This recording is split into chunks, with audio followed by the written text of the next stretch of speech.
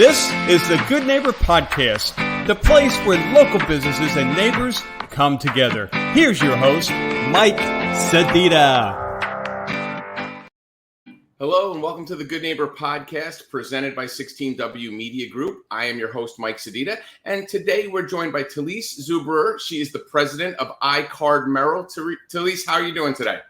I'm great. Thanks for asking. How are you? I'm doing great. I'm just kind of like intermittent thunderstorms every day this time of year here in Florida. So this is our second take of trying to do this. I think the last time we tried to record, I'm like Deadpool. I'm breaking down the fourth wall here a little bit for the audience. We tried to record a couple weeks ago and we just weren't able to do it. So thank you so much for being on the Good Neighbor Podcast. Just so you know what the Good Neighbor Podcast is and how we got started. During COVID, the podcast was started as a way for business owners and local charities to get their message out to the community while still being socially distant. You're in your office, I'm in my studio, so we're able to have this open line of communication and get the message out.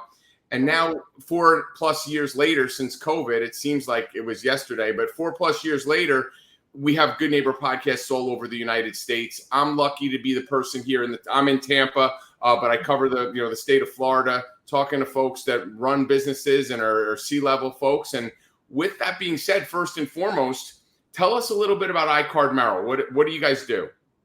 Yeah, we are located mainly out of Sarasota. We've got a couple of offices that are larger, one in downtown Sarasota, one in Lakewood Ranch, and then a satellite office in Punta, Gorda. We also extend far beyond our physical office locations, practicing law in most of Central Florida, going further north and a little bit further south as well.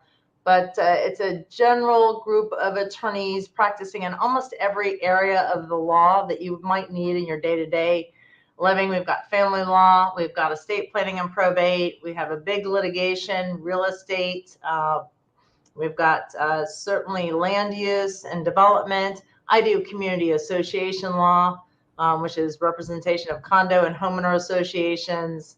So a good number of the types of things that you might need on a day-to-day basis, contract landlord tenant. We've got just about 30 attorneys between our offices to be able to assist with general legal needs. So, talking about COVID and how it's kind of changed the work dynamic, are most of your folks based like in an office, or do they just kind of use an office for lack of a better example, like a real estate agent, like when they need to come have a meeting in an office? A lot of stuff is done this way these days. Yeah, I think we're the anomaly. We're one of the few law firms that I know of where just about all of our attorneys are full-time in the office. That doesn't mean we don't have days that we won't work from home. Okay. But I'm often asked the question, how did we get everybody back to the office? And I think it's our general culture and just the feeling that we would prefer to be together. We do a lot of things, obviously, in the office together as far as networking and helping each other out. But we have a good number of attorneys that will do things socially outside of the office. And we take annual retreats. And I think that has created this nexus and this synergy, which actually makes attorneys want to come into the office. So 95% of our attorneys work mainly in the office with some remote days, but not for the most part. Okay, so you guys do annual retreats. What time of year do you guys usually do that? And is it just you guys pick a location? Is it organized to pick a location to go around? First of all, we've been around since 1953. For the last 70 years, and we've just hit our 70th anniversary last year. We have had about every other year a ski trip. We're talking about all the fun things. I'm so glad we're able to talk about the fun things that make us unique in our firm. But well, listen, this is the thing about the Good Neighbor Podcast. We interview lawyers and doctors and real estate people and very, very professional folks. The game plan is to take down that wall a little bit so that people see, like, you lawyers, you're just people too. There's not, as much as we have lawyer jokes, there's lawyer jokes till the end of the day. But we want to see, like, you guys do cool stuff, and you don't have to be afraid to contact a lawyer unless you're a Karen in a subdivision. then Right. you don't want to contact you. We'll get into that in a minute. But in a minute, right? No, absolutely right. And it is. It's created this nexus and where we have this synergy. So we end up on ski trips mainly every other year. It's been our firm history. And it's generally done about February or March. And we take all of the attorneys, and at this time where we're at in today's world, the spouses or significant others are, can come as well. And it just helps us to connect. And I think that connection has given us an opportunity to get along with each other, want to be together. But I find it certainly strengthens our relationships then with our clients as well. And where it's not just me and what I can do for you, it's what the firm can do collectively. And so it's given us a little bit of a different style. And if your attorney is not as fun as those that go on ski trips or want to hang out together, then you might have the wrong attorney. They should be a little bit more fun. Well, so there's a couple of things with that, right? Like if you're bringing spouses on the trip, when you're working your long hours, your significant other knows, like, oh, well, I'm doing this to help somebody else at the office, or we're working on something collectively. Now, does every significant other, like, the home life balance has to be important, but at least there's a connection. It's not just I'm going to a faceless place where that you don't know anybody that's there. It definitely builds that community aspect to the firm, which is nice. The only other firm, like Bendetti and Locke on the movie The Firm, had the much close knit, but we won't get into what they were doing. Right. So the other question I had, it totally is. Oh, that's what I was going to ask you. So as a firm, you guys handle all these different lines, like these different legal lines. Do a lot of your clients I don't know, I'm trying to think of a company like where you say you have a large property manager, commercial real estate company. Do you guys handle, like, if they own an associate, if they're part of an association, you would handle that? Then there's a real estate attorney that handles something else. There's I don't know, like multiple attorneys work on one account. I mean, a long way to me to get to that question. Or is it kind of just one-off? Like you have a group of clients, another line has a group of clients, et cetera? No, it's a little bit more like the former. Now, ultimately, the buck stops for my clients. The buck stops with me, but I have many, many clients with land use issues, for example. You're trying to figure out easements, trying to deal with zoning questions. In my area of law, we've got wetland preserves behind the homeowners association and things like that. So I'm bringing in our litigation attorney, I'm bringing our land use attorney, but only when needed. And ultimately, if the client needs something, I'm the buck stops with me. So I will make sure that I'm not just passing them off to the next attorney. And our whole network is set up this way for the firm, where the client remains your client. And so you're ultimately in charge, which gives some credence Ownership to the client's ability, to be able to say, hey, I need something and I need something fast. Here's my one connection I know I can always reach. But it really gives us the bandwidth to help on a lot of different issues that might otherwise be outside of my purview. Right. You don't got to refer out. Like I have a friend who handles MedMal. That's their one specialty. When they get certain cases, like if they get a marital law or family law, they refer that out. You guys kind of keep all of it basically in-house with all those different arms. When we introduced you in the beginning, we said president, your title is president.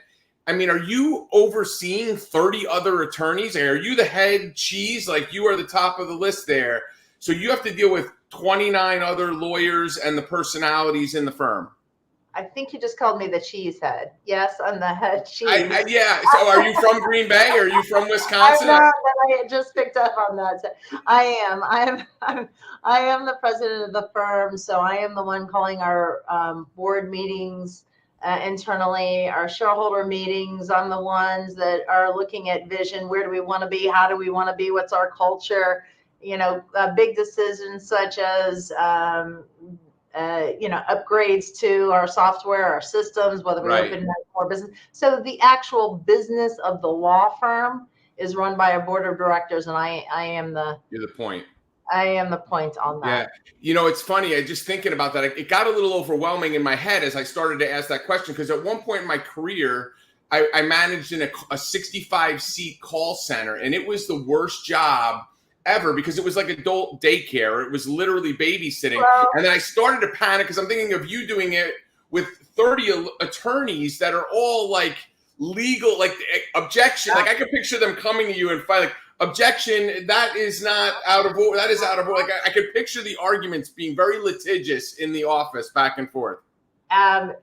Yes, it is like herding cats, and how you are envisioning it can be absolutely accurate. So inherently, while I'm a lot of fun and enjoy what I do, yes, I can put my foot down and be a little.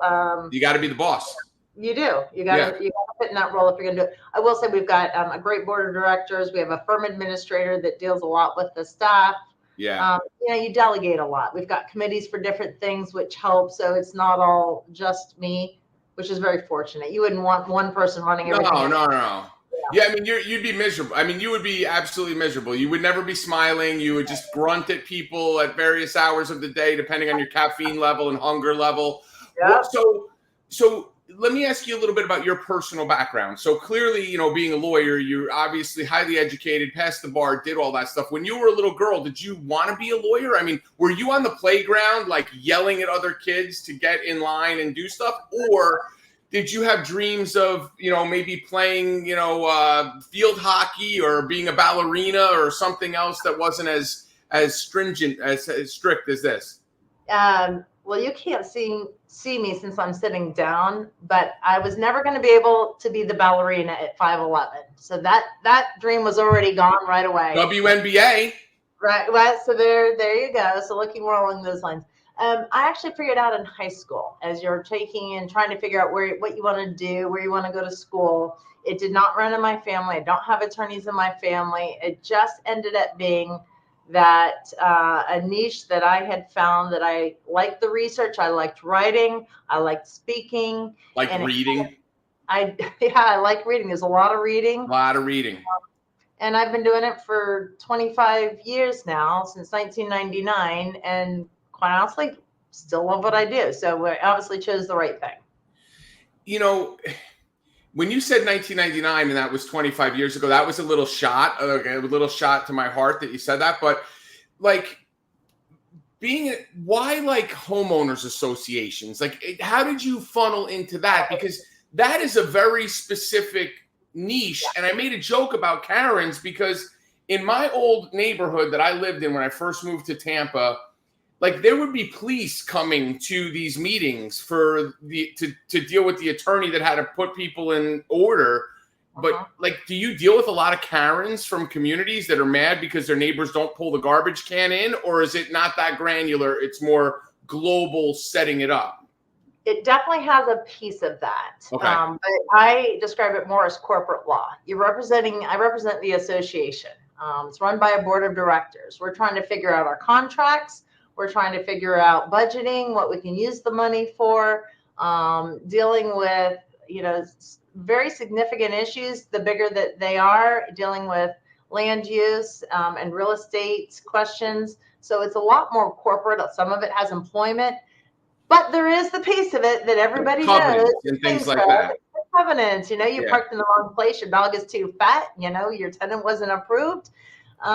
There's a piece of that. I could tell you some neighborhoods are crazy. Like I work in a bunch of these neighborhoods that my ad agency, we do a bunch of stuff with some of the neighborhoods. And one, you couldn't have a fence. So I was out because I have dogs. So they're like, you see Norman in the graphic. I literally couldn't live there. I mean, not that Norman would go anywhere. He's too fat. No offense, Norman. He's here in the studio.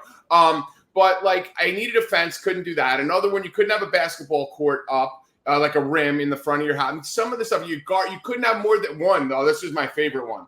You couldn't have more than 2 planters in front of your house. Like some of that stuff. And people get like you couldn't pay me. I don't know what you make. I don't need to know what you make. There's not an amount enough to sit in one of those meetings and let a person come up and berate me because my neighbor has 3 planters in front of their house and they're violating the covenant. I just could not do it. God bless.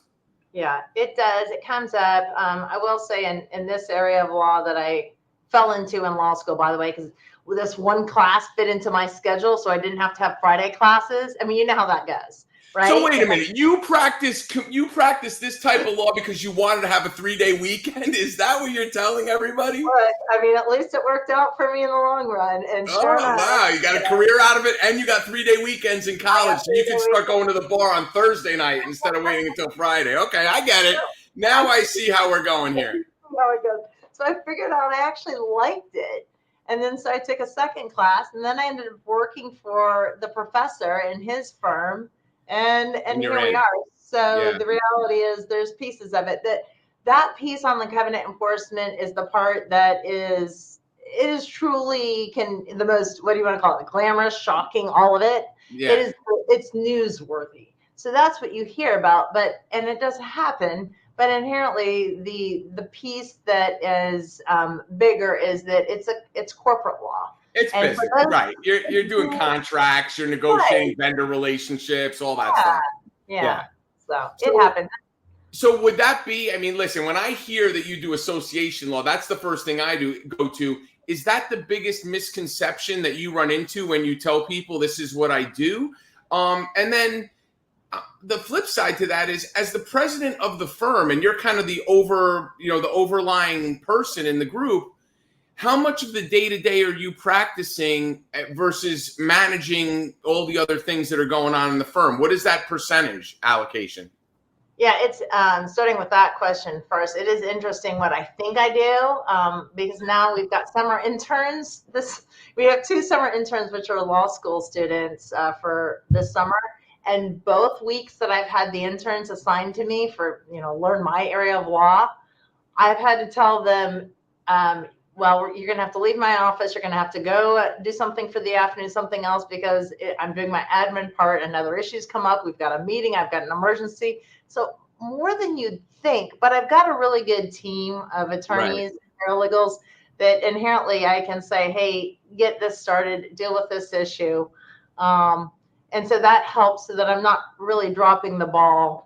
The buck stops with me, as I said, but that helps. And then, is it really as accurate? Yeah, sometimes it really is as accurate on the glamorous of the violations as it is what people think. But I think there's so much more that is really heavy and substantive things that are very complicated. I'm dealing with the termination of a condominium right now. That's a complicated deal. I'm dealing with several lawsuits having to do with land use and who has rights for the golf course that's embedded or next door and things like that. Those are totally different kinds of levels of issues than the overweight dog. And for the overweight dog issues, we're required to go to pre-suit mediation. So 90% of those get resolved before you ever get into litigation. Right. Okay, so you made reference to terminating a condo. And again, this is misconception, kind of misunderstanding. You say that, and what I think is a condo is like falling apart and it needs to be like taken down somehow. When you say that, what is that? Am I reading that right, or is it something different from that? You're reading it right, and this particular one is that kind of situation where it is bought out. It's in disrepair. Well, it wasn't, but it's better, higher and better use is for a high rise, not for what's there. Oh, but okay, gotcha. I've also done partial terminations where it's not going to ever get off the ground, so we're not going to do this part of it. Where it's not falling down, it just hasn't been built, and so we'll do a partial termination based on what's actually was planned originally. We're going to change the plan, so it just depends. But you're right, it's fairly complicated. There's a lot to it. Each one's different. Those are a lot of the heavier related issues that you might not even know or think of. We just think of covenant enforcement. Yeah. That's crazy. Like, I can tell you a quick story. I grew up in northern New Jersey in a town called Woodridge, and you could look this up. I mean, some of the facts are a little diluted here, but Woodridge is a 1 square mile town in Bergen County, New Jersey, that for 50 years had the lowest tax rate of any town in this area. And it's super expensive to live there. The reason for that was a company called Curtiss-Wright was an airplane manufacturer, and their underground warehouse is where all the planes were, like a bunch of planes were built for World War II. They were the single largest taxpayer in Woodridge for my youth in the 70s and into the 80s. And then thought he was a very smart attorney, a local city attorney, community attorney, said, you know what, we're going to go back to them and we're going to rezone X, Y, and Z and get them to pay their fair share. Of course, Curtiss-Wright had, their fleet of attorneys, and it ended up working out where they found a loophole to get out of paying a bunch of the taxes they were paying. And my community went from the lowest taxes in Bergen County, New Jersey, to one of the higher tax rates in the community. And the reason I tell that whole story is because then 30, 40 years later, the town went back and eminent domained a chunk of this property because it was just not being used. It was truly in disrepair. Like it was factories, it was run down, and they turned it around and they got something out of it 30 years later. But one cutesy attorney in the local area kind of thought he was going to get slick and say, we're going to increase your rateable amount. And it ended up screwing the whole town for a long, long time. That's the type of stuff. Like here we think in Florida, we think communities like Lakewood Ranch or, Tampa Palms or whatever it is. But that was kind of a situation where that happened. Pretty cool. And I just happened to be involved in it I wasn't involved in it. My dad was involved in the local community. So I kind of got to see a lot of the stuff that went on. It was crazy. So we've talked for 20 minutes about pretty heady stuff about your firm and all the different arms you guys have and that you're the head lady in charge, the head cheesehead in charge. What do you do for fun when you're not in the office? I mean, do you like the beach? Do you like to go skydiving? What do you do when you're not in the office? I love to travel. I love to hike. That's not traveling. That's exercise. Well, kind of. I just got back from Machu Picchu. That was both traveling and hiking. That's both. That's both. Yeah. So traveling where? So other than Machu Picchu, where else have you been in 2024? In 2024, where have I been? Well, I saw you two play in Vegas, by the way, at the Sphere. Just to add, I'm going to see Pearl Jam play in Missoula, Montana, in August. Well, Montana, right? Montana is where I'm headed in 2 weeks. So there we go. So we like the same areas. Again, I'll be hiking and in the mountains and some of that's the area to do it. I mean, that's beautiful country. Not like here where everything's flat. Yeah. I'll be headed to Rotterdam in the fall. And, we've been skiing. We went skiing in Colorado. So really just a lot of travel if we can, as much as you can try to do. And you can take the laptop with you.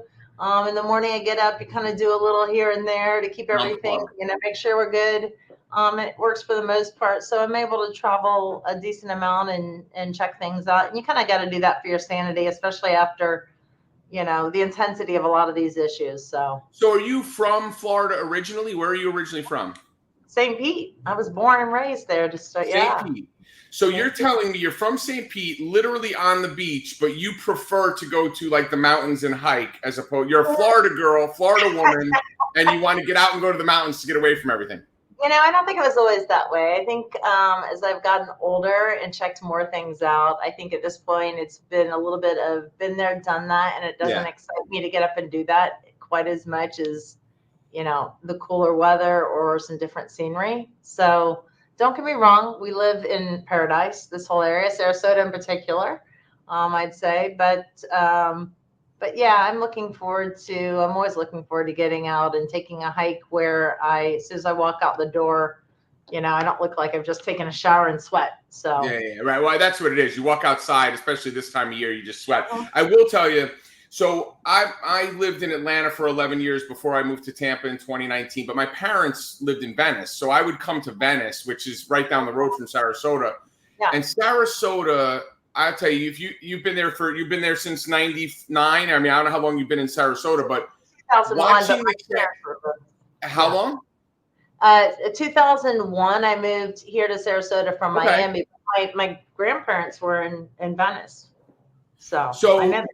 Watching the transformation of Sarasota over the last 20 years, it's amazing. Like when we first started coming to Sarasota, my parents moved to Venice in 2000.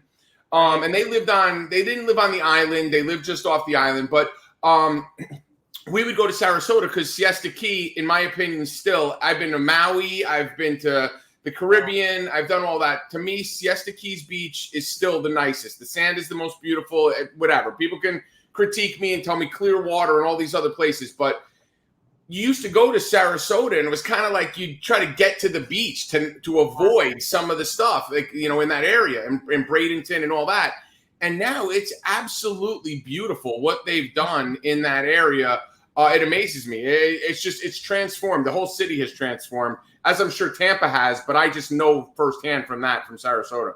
Yeah, absolutely. It changed immensely. I would say generally for the better, but I do understand it's less that small town, intimate feel. But the beauty of it, I think so much of what they have done has been to grow it very well, and it's gorgeous.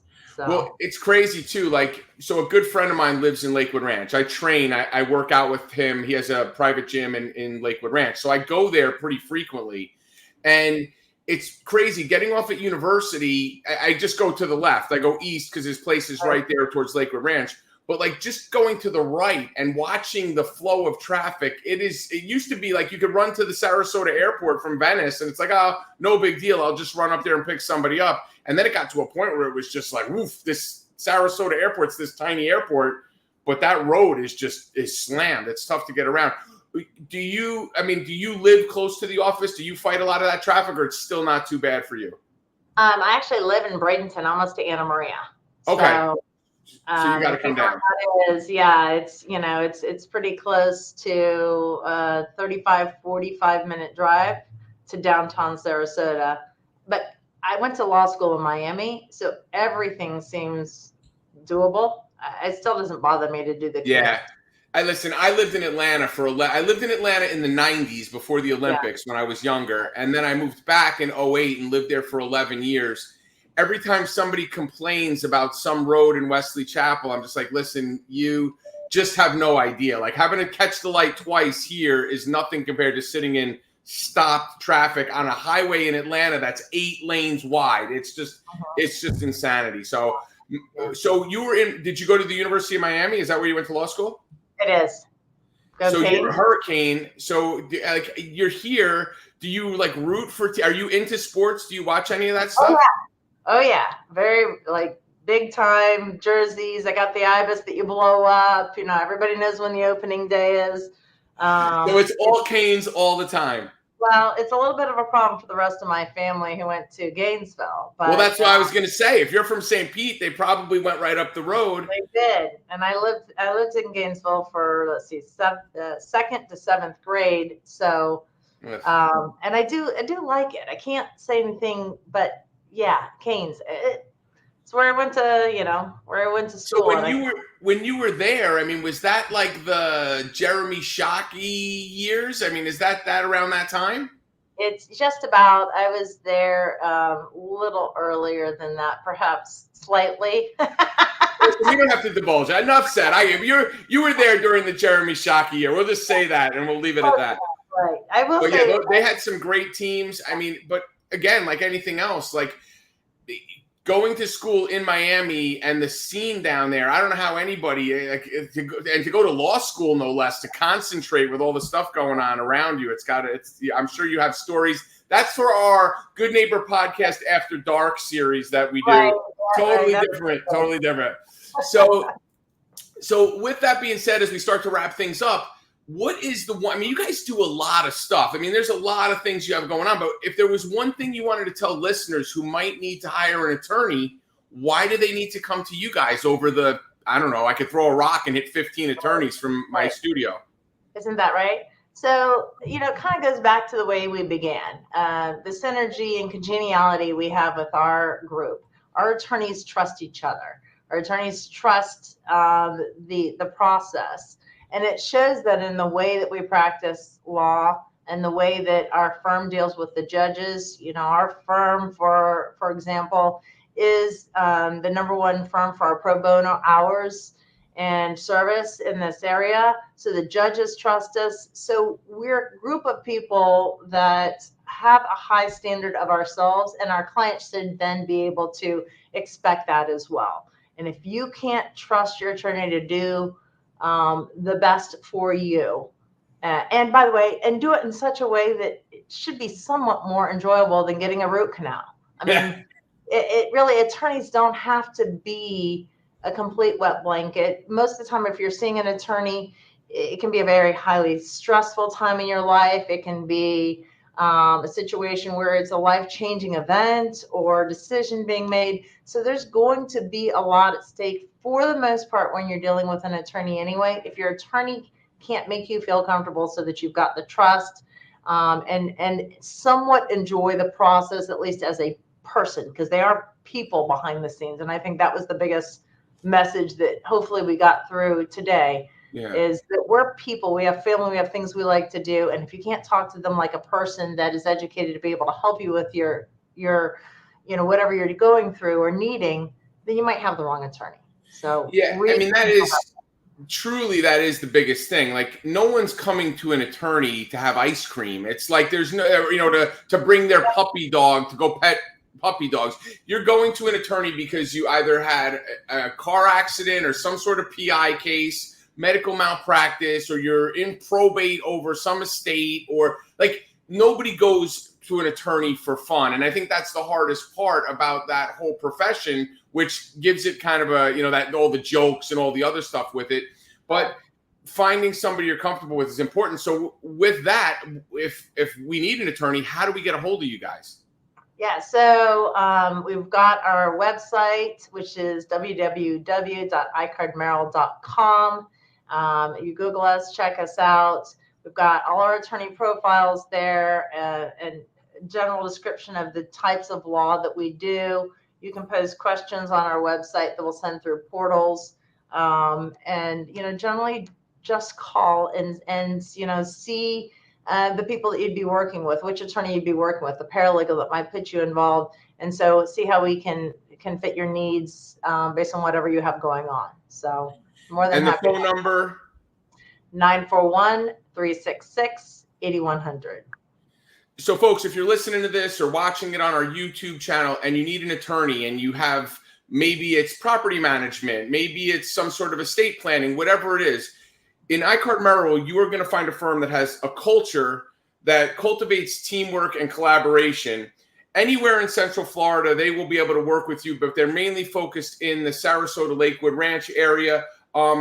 Find an attorney that's going to hold their team accountable and make you feel comfortable in what you do. And if you do that, you need to contact Icard Merrill, icardmerrill.com or 941-366-8100. Telese, thank you so much for being on the Good Neighbor podcast. I appreciate your time today. Hey, thanks for having me. I sure appreciate that as well. Talk to you soon.